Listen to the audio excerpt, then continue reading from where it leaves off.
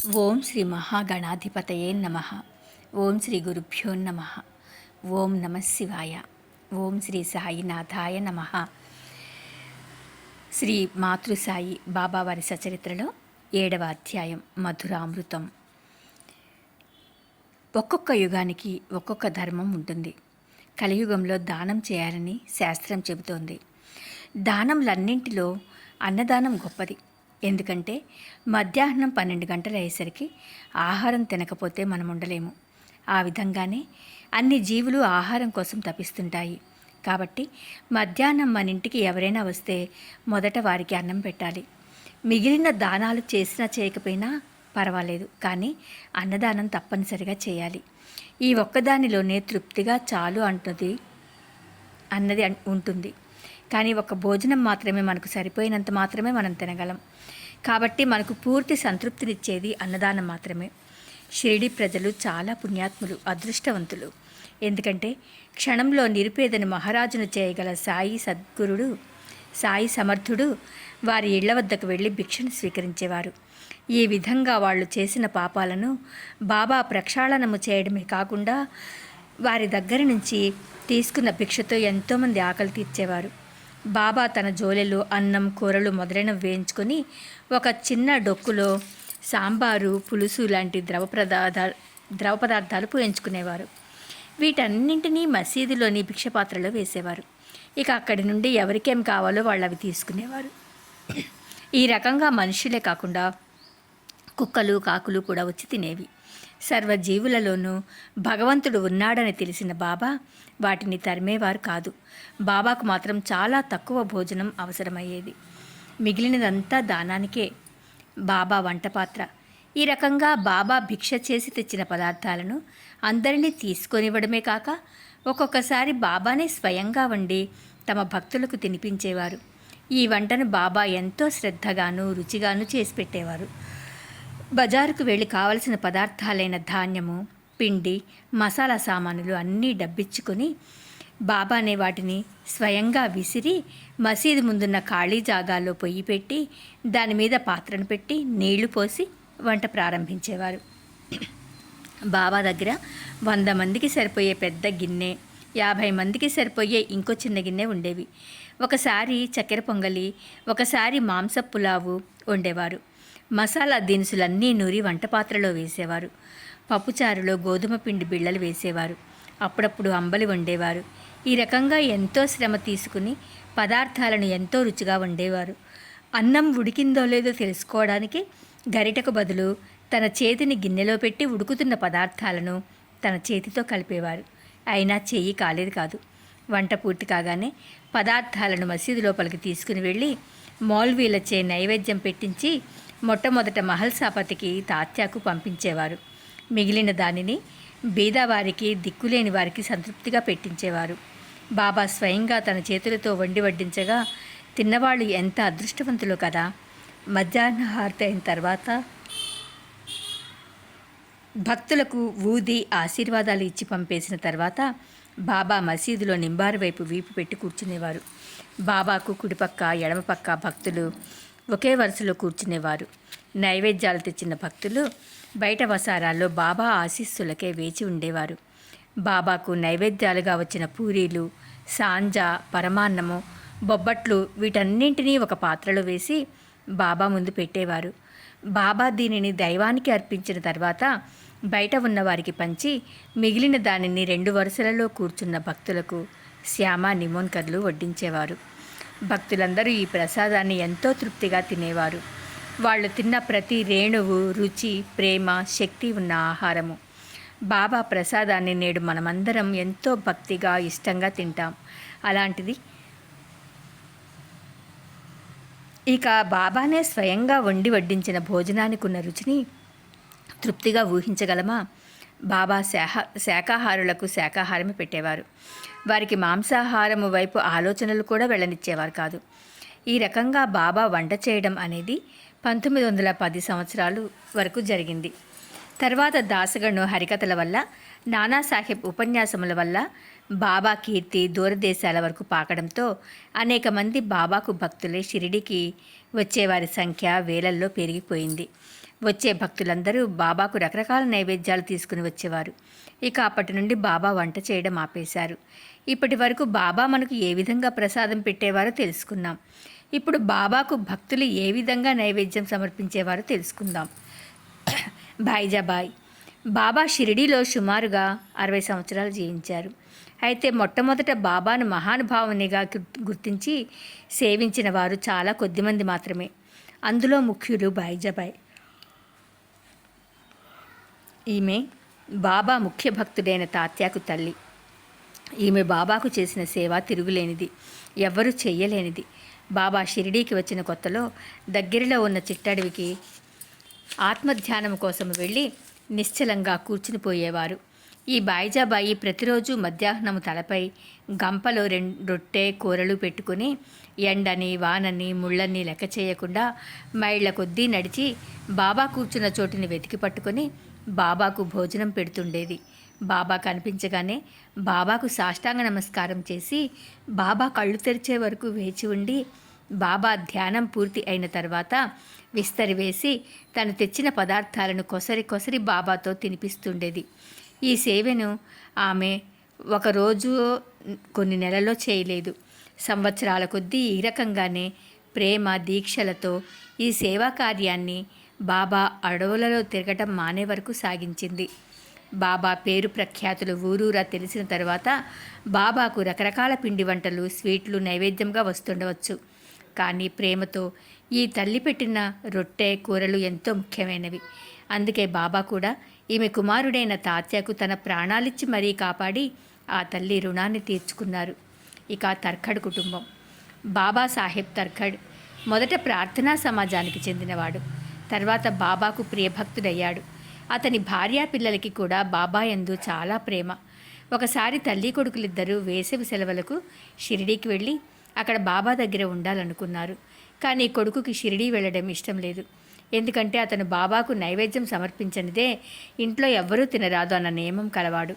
అతని తండ్రి ప్రార్థనా సమాజస్థుడు కాబట్టి ఇంటి దగ్గర బాబా పూజ నైవేద్యం మొదలైనవి సరిగా చేయలేడని కొడుకుకి భయం. అప్పుడు తండ్రి కొడుకుకి ధైర్యంగా షిరిడీకి వెళ్ళమని, తను ఇంట్లో శ్రద్ధాభక్తులతో బాబా పూజా కార్యక్రమాలు చేస్తానని చెప్పడంతో తల్లి కొడుకులిద్దరూ షిరిడీకి వెళ్ళారు. తండ్రి మర్నాడు పొద్దున్నే లేచి పూజను ప్రారంభించే ముందు తన కొడుకు ఎంత శ్రద్ధాభక్తులతో బాబా పూజ చేస్తాడో తను కూడా అంతే శ్రద్ధాభక్తులతో ఎటువంటి లోటు జరగకుండా చేసే శక్తిని బాబానే ఇవ్వాలని ప్రార్థించి పూజ మొదలుపెట్టాడు. నైవేద్యంగా కలకండ పెట్టి అన్నం తినేటప్పుడు దానిని పంచిపెట్టాడు. తర్వాత 2 రోజుల వరకు ఇలాగే చేశాడు. తర్ఖడ్ ఈ రకంగా ఎప్పుడూ పూజ నైవేద్యాలు చేయలేదు. ఇలా శ్రద్ధగా బాబాను పూజించడం అతనికి ఎంతో తృప్తినిచ్చింది. తన కొడుకుకి చెప్పినట్లుగా పూజ చేయగలగడం అతనికి ఆనందం కలిగించింది. ఆ మరునాడు కూడా అతను ఆ విధంగానే బాబా పూజ పూర్తి చేసి కచేరీకి వెళ్ళి మధ్యాహ్నం భోజనానికి ఇంటికి వచ్చినప్పుడు అక్కడ ప్రసాదం కనిపించలేదు. నౌకరుని పిలిచి అడిగేసరికి అతను ఈరోజు తర్ఖడ్ నైవేద్యం పెట్టడం మర్చిపోయినట్లుగా చెప్పాడు. వెంటనే తర్ఖడ్ భోజనం ముందు నుంచి లేచి బాబా ఫోటోకి సాష్టాంగ నమస్కారం చేసి నైవేద్యం పెట్టడం మర్చిపోయినందుకు క్షమాపణ కోరి బాబా తనకు ఆ సంగతి గుర్తు చేయనందుకు బాధపడి జరిగినదంతా షిరిడీలో ఉన్న తన కొడుకుకు ఉత్తరం రాసి బాబాను క్షమించమని కోరమని రాశాడు. ఈ సంగతి బాంద్రాలో మధ్యాహ్నం 12 గంటలకు జరిగింది. అదే రోజు అదే సమయంలో షిరిడీలో మధ్యాహ్నం హారతికి ముందు బాబా తర్ఖడ్ భార్యతో, అమ్మా, బాంద్రాలో ఉన్న మీ ఇంటికి ఏదైనా తినాలని వెడితే తలుపులు వేసి ఉన్నాయి. ఎలాగో లోపలికి వెళ్ళేసరికి అక్కడ తినడానికి ఏమీ లేకపోవడం వల్ల వెనక్కి తిరిగి వచ్చాను అని చెప్పారు. తర్ఖడ్ భార్యకి ఈ మాటలు ఏమీ అర్థం కాలేదు. కానీ కొడుకుకి అక్కడ తనింట్లో పూజలో ఏదో లోపం జరిగిందని అర్థమైంది. బాబాకు దూరం అనేది కానీ తలుపులు వేసి ఉండటం అనేది కానీ అడ్డం కాదు అన్న సంగతి తెలిసిన అతని కొడుకు తన ఇంట్లో పూజలో జరిగిన లోపం బాబాకు తెలిసిపోయిందని గ్రహించి బాబాను తనకు ఇంటికి వెళ్ళడానికి అనుమతి ఇవ్వమని ప్రార్థించాడు. అప్పుడు బాబా ఇంటికి వెళ్ళక్కర్లేకుండా పూజను షిరిడీలోనే చేయమని చెప్పారు. పూజ పూర్తి కాగానే జరిగినదంతా కొడుకు తండ్రికి ఉత్తరం రాసి పూజను జాగ్రత్తగా చేయమని రాశాడు. తండ్రి వ్రాసిన ఉత్తరం షిరిడీకి, కొడుకు వ్రాసిన ఉత్తరం బాంద్రాకు చేరాయి.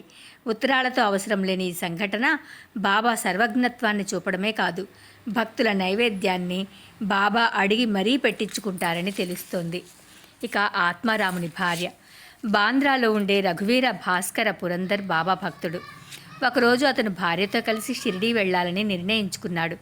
అప్పుడు ఆత్మారాముని భార్య పురందర్ భార్య చేతికి 2 పెద్ద వంకాయలనిచ్చి, ఒక వంకాయతో పెరుగు పచ్చడిని, 2వ వంకాయతో వేపుడును చేసి బాబాకు వడ్డించమని చాలా ప్రేమతో కోరింది. షిరిడీకి వెళ్ళాక పురందరుని భార్య వంకాయ పెరుగు పచ్చడిని మాత్రం చేసి బాబా భోజన సమయానికి తీసుకుని వెళ్ళి అక్కడ వారికి ఇచ్చి తన బస్సుకు తిరిగి వెళ్ళిపోయింది. బాబాకు ఆ పచ్చడి చాలా రుచిగా ఉంది కాబట్టి దానిని అందరికీ పంచిపెట్టారు. అది పూర్తయిన వెంటనే బాబా తనకు వంకాయ వేపుడు అప్పుడే కావాలని అడిగారు. బాబాకు భోజన ఏర్పాట్లు చూసే రాధాకృష్ణమాయికి ఈ సంగతి చెప్పారు. అయితే అది వంకాయల కాలం కాదు కాబట్టి వంకాయ వేపుడు చేయడం ఎలాగో వాళ్ళకి అర్థం కాలేదు. అప్పుడు అసలు వంకాయ పెరుగు పచ్చడి ఎవరికి తెచ్చారు అని కనుక్కుంటే పురందరుని భార్య అని తెలిసింది. అప్పుడు అందరికీ బాబా కోసం ఆత్మారాముని భార్య పంపిన వంకాయ వేపుడు కోసమే బాబా వంకాయ వేపుడు అడిగారని అర్థమైంది. ఇక కోవా. 1915 డిసెంబర్లో గోవింద బలరాం మాన్కర్ అనే అతని తండ్రి చనిపోయాడు. అతను తండ్రి తద్దినం షిరిడీలో పెట్టాలనుకున్నాడు. తండ్రి చనిపోవడం వల్ల అతను చాలా దుఃఖంలో ఉన్నాడు. షిరిడీకి వెళ్లే ముందు అతను ఆత్మారాముని ఇంటికి వెళ్ళి తను షిరిడీ వెళ్లే సంగతి చెప్పాడు. అప్పుడు ఆత్మారాముని భార్య బాబాకు నైవేద్యంగా ఏదైనా పంపాలని ఇల్లంతా వెతికింది. బాబాకు అంతకుముందే నైవేద్యం పెట్టి ఉంచిన కోవా మాత్రమే కనపడింది. అయినా కూడా ఆమె తను ఎంతో ప్రేమతో పంపించే కోవా అప్పటికే నైవేద్యం పెట్టిందైనా సరే బాబా స్వీకరిస్తారనే నమ్మకంతో ఆ అబ్బాయికిచ్చి పంపింది. గోవిందుడు షిరిడీకి వెళ్ళి బాబా దర్శనం చేసుకున్నాడు. కానీ కోవా సంగతి అతనికి గుర్తులేదు. బాబాకు తెలియని సంగతి అంటూ ఉండదు కదా. ఆ అబ్బాయి కోవా ఇవ్వడం మర్చిపోయాడని బాబాకి తెలిసి కూడా ఏమీ అడగకుండా ఊరుకున్నారు. గోవిందుడు సాయంత్రం కూడా బాబా దర్శనానికి వెళ్ళాడు. కానీ ఈ కోవా సంగతి అతనికి గుర్తులేదు. ఇక అప్పుడు బాబా ఊరుకోలేకపోయారు. ఎందుకంటే ఆ కోవా భక్తి ప్రేమలతో పంపించబడింది కాబట్టి బాబా దానికోసం ఎదురు చూస్తున్నారు. ఇక ఆగలేక గోవిందుని తన కోసం ఏమైనా తెచ్చావా అని అడిగారు. గోవిందుడికి అప్పటికి కూడా కోవా సంగతి గుర్తు రాలేదు. అందుకే ఏమీ తెలియదని చెప్పాడు. అప్పుడు బాబా, నువ్వు ఇంటి దగ్గర బయలుదేరేటప్పుడు ఆత్మారాముని భార్య నా కోసం కోవా పంపలేదా అని అడిగేసరికి ఆ అబ్బాయికి ఒక్కసారిగా సిగ్గుపడి బాబాను క్షమించమని అడిగి పరిగెత్తుకుని వెళ్ళి కోవాను తెచ్చి బాబా చేతిలో పెట్టాడు. వెంటనే బాబా ఆ కోవాను నోట్లో వేసుకుని తిన్నారు. ఈ రకంగా ఆత్మారాముని భార్య భక్తిని బాబా ప్రేమతో స్వీకరించారు. భగవద్గీతలో శ్రీకృష్ణుడు ఏం చెప్తాడంటే, భక్తులు భక్తితో సమర్పించే ఆకైనా, పువ్వైనా, పండైనా, చివరికి నీళ్ళైనా సరే భగవంతుడు ప్రేమతో స్వీకరిస్తాడని, మరి బాబా అంతకన్నా ఎక్కువగా భక్తులు ఇవ్వాలని అనుకున్న దానిని, మర్చిపోయిన దానిని గుర్తు చేసి మరీ స్వీకరించారు. పై కథలన్నిట్లోనూ కూడా మనం దీన్ని చూశాము. కాబట్టి మనకి బాబా మీద ప్రేమ అన్నది ఒక్కటుంటే చాలు. ఇక మన మనస్సుకి మంచి ఆలోచనలను కలిగించి అవి తీరేటట్లుగా బాబానే చేస్తారు. ఇక తర్కడ్ భార్య. ఒకసారి తర్కడ్ భార్య షిరిడీకి వచ్చినప్పుడు వసతి కోసం వేరే వాళ్ళ ఇంట్లో దిగింది. మధ్యాహ్నం భోజనం అందరికీ వడ్డించారు. అప్పుడే ఆకలితో ఉన్న కుక్క అక్కడికి వచ్చి మొరగడం ప్రారంభించింది. వెంటనే తర్కడ్ భార్య లేచి ఆ కుక్కకి రొట్టె ముక్కను వేయగా ఆ కుక్క ఎంతో ఇష్టంగా ఆ రొట్టెను తిని వెళ్ళిపోయింది. సాయంత్రం ఆమె మామూలుగా మసీదుకు వెళ్ళి బాబాకు నమస్కరించగానే బాబా ఆమెతో, నువ్వు కడుపు నిండా అన్నం పెట్టడం వల్ల ఆకలి తిరిగి హాయిగా ఉన్నాను. ఇప్పటికీ త్రేన్పులు తీస్తున్నాను. ఎప్పుడూ ఇలాగే పెడుతుందని చెప్పారు. అది విని ఆమె ఆశ్చర్యపోయింది. ఎందుకంటే ఆమె మధ్యాహ్నం బాబాకు భోజనం ఏమీ పెట్టలేదు. అలాంటప్పుడు బాబా తిన్నానని ఎలా చెప్తున్నారో ఆమెకు అర్థం కాలేదు. ఆ సంగతే ఆమె బాబాకు గుర్తు చేస్తూ తను బాబాకు ఏ భోజనము పెట్టలేదని, తనే అసలు తన భోజనమే వేరే వాళ్ళ ఇంట్లో తింటున్నానని, అలాంటప్పుడు తను బాబాకి ఎలా భోజనం పట్టుకుని రాగలనని అడిగింది. అప్పుడు బాబా ఆమెతో మధ్యాహ్నం అన్నం తినేటప్పుడు ఆమె ఏ కుక్కకైతే రొట్టెను పెట్టిందో ఆ కుక్క బాబా ఒకటే అని చెప్తూ, ఆ కుక్క ఒక్కటే కాదు, పిల్లులు, పందులు, ఈగలు, ఆవులు అన్నింటిలో ఉన్నది తానే అని, అన్ని రూపాలలో తానే తిరుగుతుంటానని చెప్పి, ఎవరైతే అన్ని జీవరాశులలో భగవంతుణ్ణి చూడగలుగుతారో వాళ్లే తనకు ప్రియభక్తులని చెప్పారు. ఆ మాటలన్నీ విన్న తర్కడ్ భార్యకు ఎంతో ఆనందం కలిగి కళ్ళు నీళ్లతో నిండిపోయాయి. బాబా చెప్పిన సంగతులేవీ తనకు తెలియకపోయినప్పటికీ మంచి మనస్సుతో తను చేసిన దానిని బాబా ఎంతో ప్రేమతో గ్రహించారో అర్థమయ్యి ఆమె చాలా సంతోషించింది. ఇక లక్ష్మీబాయి షిండే. షిరిడీలో ఉండే లక్ష్మీబాయి షిండే ధనవంతురాలు, సుగుణవతి. రాత్రింబవళ్ళు మసీదులో బాబాకు సేవ చేస్తుండేది. ఎంత భక్తులైనప్పటికీ రాత్రులందు మసీదులో కాలు పెట్టేందుకు బాబా ఆజ్ఞ లేదు. ఒక్క మహల్సాపతి తాత్య ఈ లక్ష్మీబాయి షిండేలకు మాత్రమే మసీదులో ప్రవేశించేందుకు అనుమతి ఉంది. అటువంటి గొప్ప భక్తురాలైన లక్ష్మీబాయి ఒకరోజు సాయంకాలం బాబా సేవ చేస్తుండగా బాబా ఆమెతో నాకు చాలా ఆకలిగా ఉంది అని అన్నారు. వెంటనే ఆమె లేచి కొంచెంసేపు ఆగు, నేను తొందరగా రొట్టె కూర చేసి తీసుకుని వస్తానని చెప్పి వెళ్ళి అన్నట్లుగానే తొందరగా రొట్టె కూర తయారు చేసి తీసుకుని బాబా దగ్గరకు వచ్చింది. వెంటనే బాబా దానిని అక్కడే ఉన్న కుక్కకు వేశారు. అది చూడగానే లక్ష్మీబాయి ఎంతో ఆశ్చర్యంగా, నేను ఎంతో కష్టపడి పరిగెత్తుకుని వెళ్ళి రొట్టెని చేసి తీసుకుని వస్తే నువ్వు దానిని కుక్కకు వేశావు అంటే నేను ఇంత కష్టపడింది ఈ కుక్క కోసం అన్నమాట అని బాధపడింది. అప్పుడు బాబా ఆమెతో, ఎందుకు అనవసరంగా బాధపడుతున్నావు? ఆ కుక్క ఆకలి తీర్చడం అంటే నా ఆకలి తీర్చినట్లే. ఎందుకంటే అన్ని జీవులలో కూడా ఉండే పరమాత్ముడు ఒక్కడే. కొంతమంది నోరు తెరచి ఆకలి అని అడగగలరు, కానీ మూగజీవులు ఏమని అడుగుతాయి? అంత మాత్రాన వాటికి ఆకలి ఉండదా? ఆకలితో ఉన్న ఏ జీవికి అన్నం పెట్టినా అది భగవంతునికి పెట్టిన నైవేద్యంతో సమానమని చెప్పారు. ఇది వినడానికి చాలా చిన్న విషయంగా ఉండవచ్చు, కానీ దీనిలోని నీతి చాలా గొప్పది. ఇంతటి గొప్ప సత్యాన్ని బాబా తన భక్తులకు ఆచరణలో ఏ విధంగా చేయాలో చేసి చూపించారు. అలా కాకుండా కేవలం ఉపన్యాసం రూపంలో చెబితే దీనిని అందరూ గ్రహించలేరు.